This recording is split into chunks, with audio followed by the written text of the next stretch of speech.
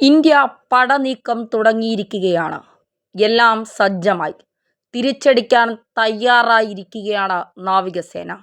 ഒരു തരത്തിലുമുള്ള പിന്മാറ്റം ഇനിയില്ല എന്നും ഒരു തരത്തിലുള്ള ചർച്ചയ്ക്കും തയ്യാറല്ല എന്നും ഇന്ത്യ വ്യക്തമായിരിക്കുന്നു. നേരത്തെ തന്നെ മീഡിയ മലയാളം വ്യക്തമാക്കിയതാണ് ഇത്തവണത്തെ തിരിച്ചടി നാവികസേനയിലൂടെയാകുമെന്നുള്ളതാണ് ഉറപ്പ് എന്നുള്ളത്. അത് തന്നെയാണ്, അതായത് കപ്പലുകൾ സജ്ജമായിരിക്കുന്ന യുദ്ധ കപ്പലുകൾ സജ്ജമായിരിക്കുന്ന ചിത്രങ്ങൾ പങ്കുവച്ചുകൊണ്ട് തന്നെയാണ് ഇന്ത്യ പടനീക്കത്തിൻ്റെ തെളിവുകൾ പുറത്തുവിട്ടിരിക്കുന്നത് എന്നുള്ളതാണ്. ഇന്ത്യ പാകിസ്ഥാൻ അതിർത്തി കടന്നുള്ള തിരിച്ചടി ഉടൻ ഉണ്ടായേക്കുമെന്നാണ് കേന്ദ്ര സർക്കാർ തന്നെ പറയുന്നത്. അടിയന്തര സാഹചര്യം നേരിടാൻ തയ്യാറാകണമെന്നും അവശ്യ മരുന്നുകൾ കരുതണമെന്നും ജമ്മുവിലെ ആശുപത്രികൾക്ക് ജാഗ്രതാ നിർദ്ദേശം കേന്ദ്ര സർക്കാർ നൽകിയതായി റിപ്പോർട്ടുകളുണ്ട്. ഇതിൽ നിന്നും സൈനിക ഓപ്പറേഷൻ വൈകില്ല എന്ന അഭ്യൂഹം ശക്തമാക്കിയ നടപടികളാണ് പുറത്തുവരുന്നത്. ജമ്മുവിലെയും ബാരാമുള്ളയിലെയും സർക്കാർ മെഡിക്കൽ കോളേജുകളുടെയും ആശുപത്രികളുടെയും അനുസരണത്തിനായാണ് പുതിയ സർക്കുലർ പുറപ്പെടുവിച്ചിരിക്കുന്നത്.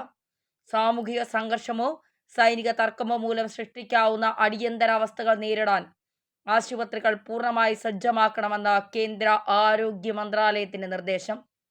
ജീവനക്കാരുടെ അവധികൾ നിയന്ത്രിക്കാനും ആശുപത്രി ജീവനക്കാർ സ്ഥിരമായ ഡ്യൂട്ടിയിൽ നിലകൊള്ളുവാനും സജ്ജരായിക്കൊള്ളാൻ സർക്കാർ പറയുന്നു. അവശ്യ മരുന്നുകൾ, മെഡിക്കൽ ഉപകരണങ്ങളും ആവശ്യമായ അളവിൽ സൂക്ഷിക്കുകയും കൺട്രോൾ റൂമുകൾ സജ്ജീകരിക്കുകയും ചെയ്യണം. ആശുപത്രികളോടുള്ള നിർദ്ദേശത്തിൽ കേന്ദ്ര സർക്കാർ ഇതെല്ലാം വ്യക്തമാക്കിയിട്ടുണ്ട്. അടിയന്തര സാഹചര്യമുണ്ടായാൽ ഉടൻ പ്രവർത്തിക്കുവാനുള്ള രീതിയിലുള്ള ഒരുക്കങ്ങൾക്കാണ് ലക്ഷ്യം.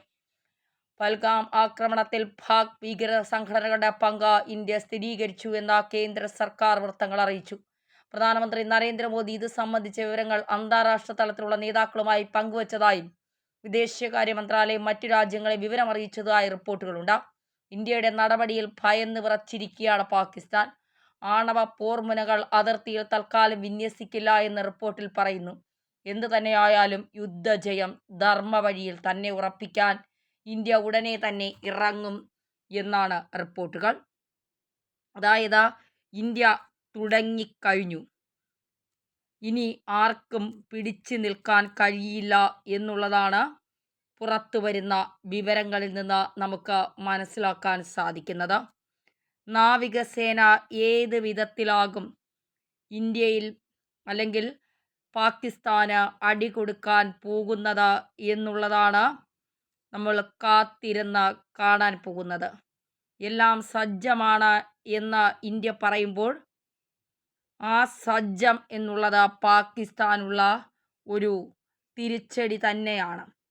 അതിൽ ഒരു സംശയവും വേണ്ട എന്നുള്ളതാണ്. പാകിസ്ഥാന് തിരിച്ചടി ഏത് തരത്തിലാകും എന്നുള്ളത് മാത്രം ഇനി കണ്ടാൽ മതി.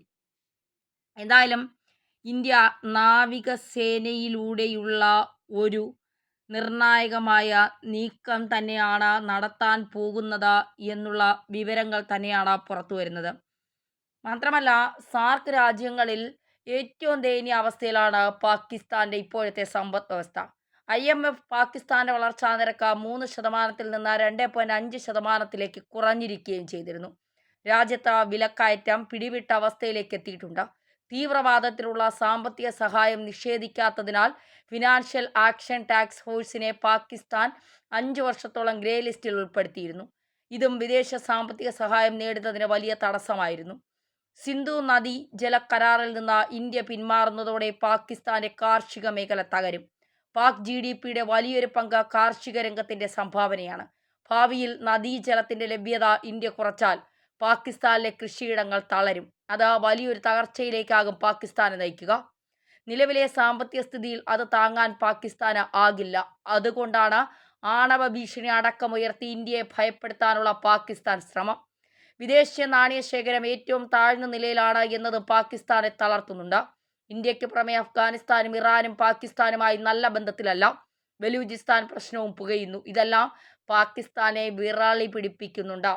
സിന്ധു നദീജല കരാർ താൽക്കാലികമായി നിർത്തിവെച്ചതിന് പിന്നാലെ നദിയിലെ പാകിസ്ഥാനിലേക്കുള്ള ഒഴുക്ക് തടയാൻ നിരവധി ആശയങ്ങളും പദ്ധതികളുമുണ്ട് എന്ന് ഇന്ത്യ വിശദീകരിച്ചു കഴിഞ്ഞു.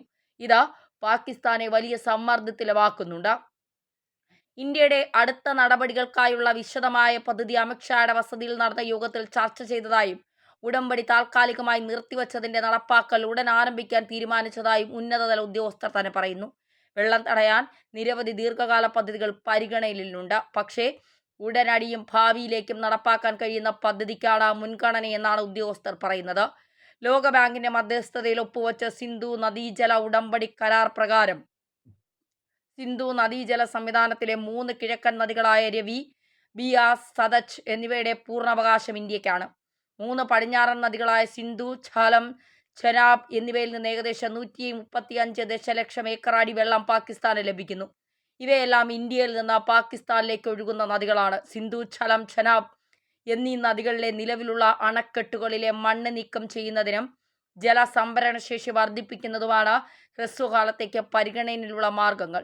ഇതെല്ലാം ഇന്ത്യ കുറയ്ക്കും. ഝലം നദിയുടെ ഒരു പോഷക നദിയിലെ കിഷൻ ഗംഗ, ചെനാബിന്റെ ഒരു പോഷക നദിയിലെ നിർമ്മാണത്തിലിരിക്കുന്ന 2 ജലവൈദ്യുത പദ്ധതികളെ പാകിസ്ഥാൻ എതിർത്തു വരികയാണ്. കരാർ താൽക്കാലികമായി നിർത്തിവയ്ക്കുന്നതിലൂടെ പാകിസ്ഥാന്റെ എതിർപ്പുകൾ അവഗണിക്കാൻ കഴിയുന്ന സാഹചര്യവും ഉണ്ടാകും. ദീർഘകാലാടിസ്ഥാനത്തിൽ ഈ നദികളിൽ പുതിയ അണക്കെട്ടുകളും അടിസ്ഥാന സൗകര്യങ്ങളും നിർമ്മിക്കുന്നതും പരിഗണനയിലുണ്ട്.